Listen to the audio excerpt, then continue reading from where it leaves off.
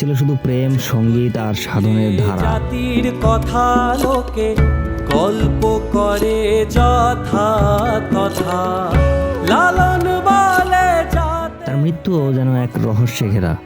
কেউ বলেন মৃত্যুর পর তার দেহ মাটি চাপা দেওয়া হয়নি, জ্বালিয়ে দেওয়া হয়েছিল। এমনকি তার কবর নিয়েও ইতিহাস দ্বিধায়।